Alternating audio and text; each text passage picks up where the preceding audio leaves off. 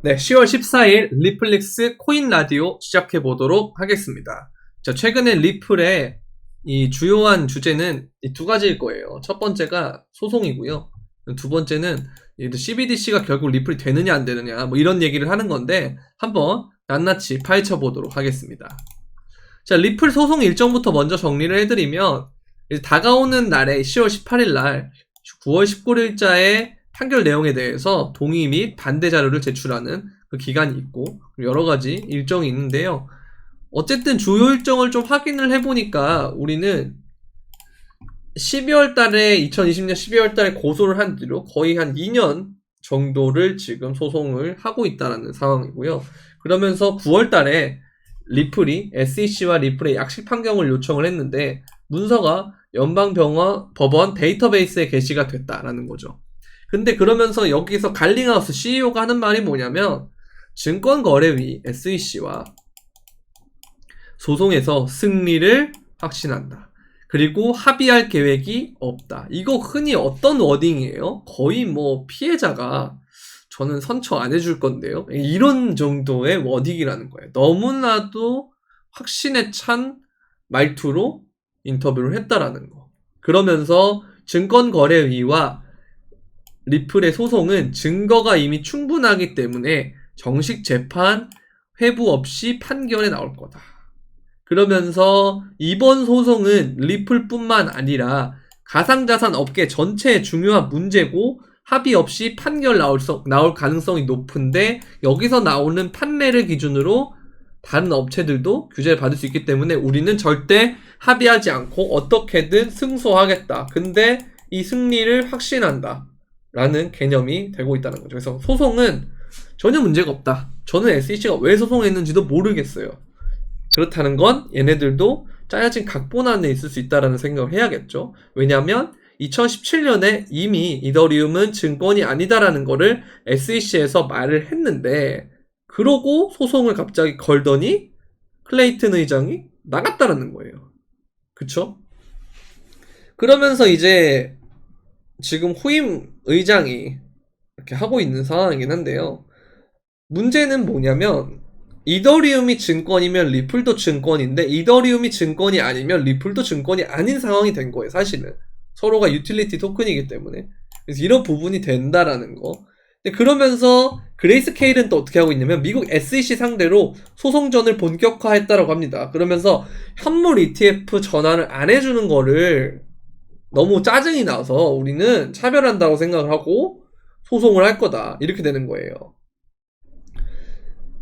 근데 이 그레이스케일하고 DCG 잘 아시죠? 얘네들이 왜 갑자기 SEC가 갑자기 동네북이 된 상황인데 이 소송을 건 게 이 시점에 건 게 다른 이유가 있다라고 저는 생각을 해요. 저는 리플과도 관련이 있을 거라고 생각하거든요. 리플이 어느 정도 윤곽이 다 나오고 승소할 것 같은 기대감이 되니까 이 부분이 오히려 그레이스케일이랑 DCG 쪽에서 같이 양념을 치고 거드는 거죠. 그런 과정이라고 보고 있고 리플의 소송 일정 정리해서 아까 그 중요한 부분이 9월 19일 판결 내용에 대해서 동의 및 반대 자료를 제출하는 것이 10월 18일자다 라고 되어 있는데 이거 일단 유념해 주시고요. 이때 가격 움직임 좀 나타날 수 있으니까 좀 체크해 두시면 좋을 것 같고 자, 그 다음에 옐런의 미국 재무장관이 CBDC 필요성을 언급했다라는 거죠. 아까 이제 SEC 이슈는 잠깐 킵해두고 떡밥을 제가 한꺼번에 해소할게요. SEC 떡밥은 킵해두고 킵. 그 다음에 옐런이 CBDC에 대한 필요성을 언급을 했다라는 거. 그러면서 디지털 자산 규제를 거듭 강조했다 돼 있는데 옐런 하면 뭐가 생각나요? 허친스 센터, 브루킹스 연구소에 있는 허친스 센터. 얘가 옐런이고, 얘가 이제 노벨 경제학상 얼마 전에 받은 버냉키입니다. 버냉키. 근데 얘네들이 다 어디에 소속되어 있냐면, 허친스 센터에 소속이 됐는데, 이제 이게 글렌 허친스이죠. 이 사람이 사실은 실세다, 월가를 움직이는 실세다라는 이야기가 나올 정도로 굉장히 영향력 있는 인물인데, 이걸 보면 이 사람이 이제 예전에 했던 말이 리플하고 이더리움은 끝까지 생존할 거다라고 이제 얘기를 했었거든요. 그러면서 이 사람이 지금 어디에 있냐면 아까 말씀드렸던 DCG, SEC한테 소송을 같이 걸어버리는 그레이스케일의 모회사인 DCG의 핵심 멤버로 누가 있다? 글렌 허친슨이 있다 라고 보시면 될 것 같아요. 자, 이거는 정말 중요한 건데 얘네가 왜 그러면 하는 걸까? 왜 거들까? 단순히 리플 갖고 있어서만 거들까라는 생각을 해보면 그건 또 아니라는 거. 왜? 보시면 이게 언제냐면요, 리플이 시리즈 B 단계와 이전에 투자를 받았던 모든 단계가 기록이 되어 있는데, 제가 주요 투자자를 빨간색으로 박스를 쳐놨어요. 이게 이제 안드레센 호로이츠, A16G라고 크립토에서는 되게 이름이 있죠. 그리고 비트코인 어퍼튜니티 펀드가 있고, 그 다음에 구글 벤처스, 우리가 아는 그 구글 벤처스가 맞고요. 그 다음에 비트코인 어퍼튜니티 컵 이게 있고, 그 다음에 스탠다드 차타드가 있고요. 그 다음에 SBI 홀딩스가 있고, 그 다음에 이 CME 그룹이 있는데, 여러분들이 아는 그 CME 맞습니다. CME 갭 어쩌고저쩌고 할 때 그 CME가 맞아요. 비트코인 선물이 상장이 돼 있는 CME가 맞습니다. 근데 보면은 5,500만 달러를 투자했고 이게 7개의 투자사가 있기 때문에 얘도 몇백억을 투자를 한 거죠. 그러면 그죠? 혹은 몇십억을 투자를 했거나, 그럼 최소 몇십억 이상은 투자했다라는 거죠. 5,500만 불이면 하나로 거의 뭐 600억에서 650억 정도나 되는 돈이니까요. 어마어마한 돈을 투자를 했다는 거, 그렇게 보시면 되겠고. 자, 그러면 이 애들을 왜 제가 초록박스로 해놨을까요? 비트코인 어퍼튜니티 펀드가 등장을 하고, 한번 이건 엔젤 투자자로 심지어 들어갔어요. 이게 언제냐? 2013년에 이미 들어갔고, 2015년에 시리즈 A 단계를 했는데 여기도 얘네가 들어갔다는 거. 볼게요. 뭔지. 얘네는 바로 DCG입니다. 디지털 커런시 그룹, 줄여서 DCG에서 이전에 있던 이름이 뭐였냐면 비트코인 어퍼튜니티 펀드로 먼저 시작을 했고요. 거기서 비트코인 어퍼튜니티 컵으로 바뀌었고, 거기서 마지막으로 우리가 알고 있는 이름인 DCG로 바뀐 겁니다. 그러면 결국 얘는 다 똑같은 회사고, 아까 보여드렸던 화면에서 보시면 이 두 곳에 다 투자를 했다는 거. 엔젤 투자로 처음에 투자를 했고요. 제일 초기 투자자예요, 초기. 그 다음에 시리즈 A 단계에서 또 투자를 했고, 후속 투자를 했다라는 거죠. 그래서 리플에 그만큼 많은 지분을 가지고 있다라고 보시면 될 것 같아요. 자, 그러면서 미 연준의 부의장이 뭐냐면 전 리플 이사회 멤버입니다. 참, 다 연준에 있는 애들 다 끌어다 썼어요, 지금 보면. 그 연준 금융담독 담당 부의장인 마이클 바가 암호화폐가 기존 통화를 대체하지 않을 거고, 테스트나 제한된 범위 내에서만 진행할 거다 라고 되어 있는데요. 과연 그럴까요? 한번 더 볼게요.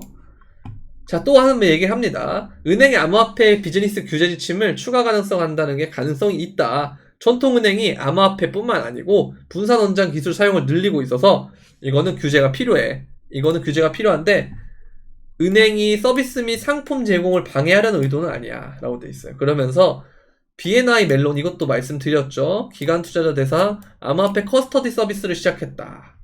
그러면서 대형 은행 중에서 전통 자산과 디지털 자산의 커스터디를 동시 제공하는 첫 사례다라고 되어 있거든요. 그래서 이거 되게 주목할 필요가 있고요. 그러면서 또 뭔 얘기를 하냐면 JP 모건이 암호화폐는 탈중앙화된 폰지다라고 되어 있습니다. 그러면서 다 폰지인데 블록체인은 적어도 특정인 진짜인 부분이 있다. 그러면서 우리 거 써라 이거예요. 재밌죠? 약간 예전에 그 말 같아요. 암호화폐는 폰지 사기인데 블록체인 기술은 진짜다라고 했었지만 이후에 다시금 상승장이 올 때는 그런 얘기가 쏙 들어갔죠. 다시 이런 얘기 나와봤자 어차피 토큰하고 블록체인은 같이 가는 모델이기 때문에 전혀 개의치 않으셔도 됩니다.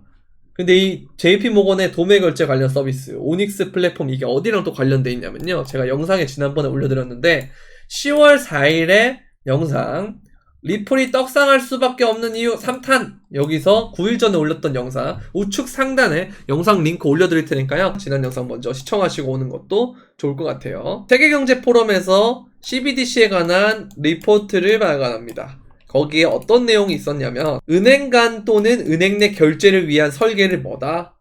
JP모건 코인과 XRP가 한다. 자, 그러면 그럼 JP모건 코인이 이길 수도 있는 거 아니야? 라고 생각하실 수 있잖아요. 한번 볼게요. 리플랩스는 네덜란드에서 XRP 온오프램프 시범 서비스를 출시했는데, 이거는 암호화폐를 법정화폐로 법정화폐를 암호화폐로 서로 전환하는 그 기술을 온램프, 오프램프라고 그래요. 그러면서 이용자는 이를 통해서 유로화랑 XRP 간에 손쉽게 전환할 수 있어요. 결국 뭐다? 네덜란드, 그리고 유로는 유럽, 이쪽은 영국, 파운드, 이쪽 유럽 자체는 전부 다 뭐다? 리플을 가버렸다 라고 보시면 될 것 같고요. 이게 예전 기사인데 2016년에 투자를 받았을 때 기사에 뭐가 있냐면, 리플은 연방준비제도 이사회의 Faster Payment Task Force, 이게 빠른 지불 결제에 대한 태스크포스인데요. 이게 이제 배드나우의 전신이라고 보시면 돼요. 거기에 이제 참여를 하고 있고, W3C의 웹 페이먼트 워킹 그룹의 공동 의장을 맡고 있다는 겁니다. 이겁니다. 이게 제일 중요해요. 자, 이거에 대해서 한번 알아보도록 하겠습니다. 자, 보시면 웹 결제 표준화를 위한 W3C의 사명인데요. 보면은 이 사람하고 이 리플의 사람과 월드페이가 공동 의장을 맡고 있고요. 거기에 블룸버그와 연준, 그 다음에 도이치텔레콤, 많은 기업들이 있어요. 또 보면은 미네아폴리스 연방준비은행, 웰스파고, R3CEV까지 많아요. 엄청 많고, 여기에 이런 구조가 리플이 어쨌든 공동 의장인 상태인데요. 이제 여기가 엄청 커져서 보면은 너무 많아요. 에어비앤비, 아마존, 아메리칸 익스프레스, 애플, 우리한테 친숙한 기업들만 그냥 대충 뽑았어요. 구글, ISO, 이거는 여러분들 저번에 영상에서 말씀드렸던 부분이죠. 이 미래 결제 표준이 되는 거예요. 넷플릭스, 스트라이프, 마스터카드, 삼성전자, 야후, 월드페이 이렇게 있죠. 그 와중에 리플이 껴있다라는 거. 그리고 얘네는 의장을 하고 있다. 공동 의장을. 그러면서 얘가 이렇게 들어가 있죠. 리플 쪽 사람이에요.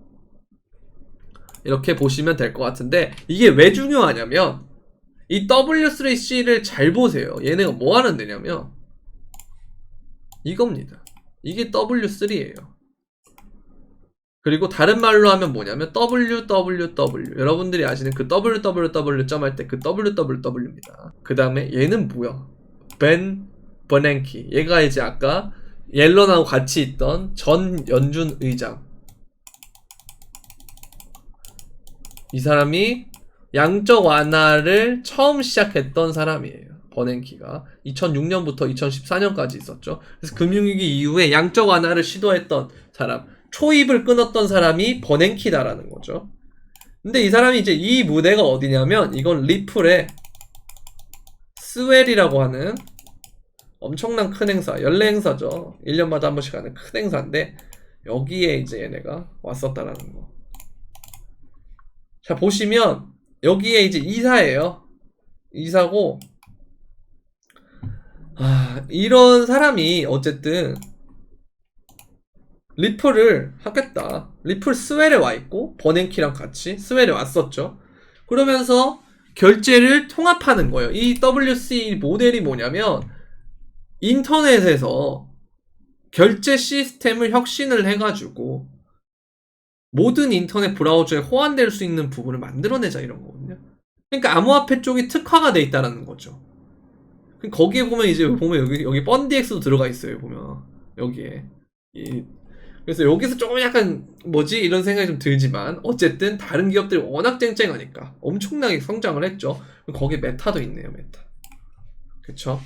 그래서 여러 가지 기업들이 있고, 이게 사실은 나중에 돼서 우리가 빅테크 기업들이 웹3로 넘어가는 거에 주저하지 않는 이유는 사실 국경을 초월한 빅테크 중심의 빅브라더 사회를 만들기 위해서거든요. 사실 거기에 일종의 연합체가 여기가 될 수가 있다는 거죠. 얘네들이 인터넷 세상을, 인터넷과 그 다음 웹3 부분을 이끌어갈 수 있다는 거. 그래서 이 부분이 되게 나오고 있기 때문에, 그러나 이제 이 사람이요. 그 웹3가 중앙 집권적인 부분에 대해서는 조금 긍정적으로 봤지만, 블록체인을 통해서 하는 탈중앙화에 대한 좀 부정적으로 봤거든요. 그러니까 중앙 집중의 형태로 어쨌든 우리가 CBDC도 그렇고 결국은 생각보다 중앙 집중의 형태로 가고 있는 것을 봤을 때 이 부분도 어쨌든 얘가 대비를 하고 있는 거예요. 많은 회사들도 마찬가지고요. 그러면서 얘가 인터넷 공간의 웹을 만든 사람이에요. www. 이 웹을 거의 창시했다라고 봐도 무방한 사람인데 발명가죠. 네, 웹을 만들어냈다라고 보시면 돼요. 근데 이런 사람들이 다 어디에 오냐면 리플의 스웰에 오고 리플과 연관이 돼 있고 했던 부분들은 정말 볼 때마다 정말 대단하다라고 생각을 합니다. 그래서 리플의 잠재력 어마어마하다고 생각이 들고요. 그래서 리플의 일봉을 보게 되면 뭐 이게 이제 아까 언급드렸던 그 소송 주요 날짜고요. 근데 여기가 스웰인데 올해 하는 스웰. 근데 이제 뭐 여기서 올랐다가 이 부분에서 올랐다가 뭐 좀 떨어졌다가 스웰 전에 또 이런 식으로 올랐다가 스웰 끝나고 떨어지고 뭐 이런 식의 단기간의 움직임이 올 수는 있겠죠. 근데 어쨌든 리플은 좀 싸다 싶으면 장기 관점으로 천천히 주워나가야 될 코인이라고 보고 그 다음에 조금 더 크게 보면 현재 이 구간에서 장기 이동 평균선의 저항을 막고 있는 거예요. 현재 구간에서. 그래서 뭐 눌림목이 오더라도 그러면 땡큐. 올라가면 지지받는 거 보고 또 좀 사고 이런 식으로 조금씩 계속해서 모아나가면 되게 좋은 코인이 아닌가라는 그런 생각이 들거든요. 그래서 우리는 리플에 대해서 조급함을 갖지 말고 정말 얘는 2013년부터 너무 지금 오랫동안 큰 그림을 그리고 있기 때문에 지금 거의 뭐 10년 정도의 그림을 이미 그린 거잖아요. 근데 뭐 10년짜리 그림을 무슨 어느 누가 과연 이기려고 하겠습니까? 이기겠습니까? 쉽지 않다라고 보여요, 저는. 그래서 리플이 이기기는 쉽지 않고, 그래서 리플만의 길이 있는데, 가는 길을 우직하게 걸을 수 있는 사람은 나중에 큰 돈을 벌 거고, 그게 아니면, 뭐 중간에 내리던가 하겠죠. 그래서 중간에 내리지 않아도 될 만큼의 여윳돈으로 길게 투자하는 것이 리플을 가장 긍정적으로 투자할 수 있는 방향성이 아닌가라는 생각이 들면서, 저는 오늘 영상을 여기서 마치도록 하겠습니다. 여러분들의 구독과 좋아요 정말 큰 힘이 되고요. 도움이 되셨다면 구독과 좋아요, 알림 설정 그리고 댓글까지 부탁드리면서 그럼 안녕.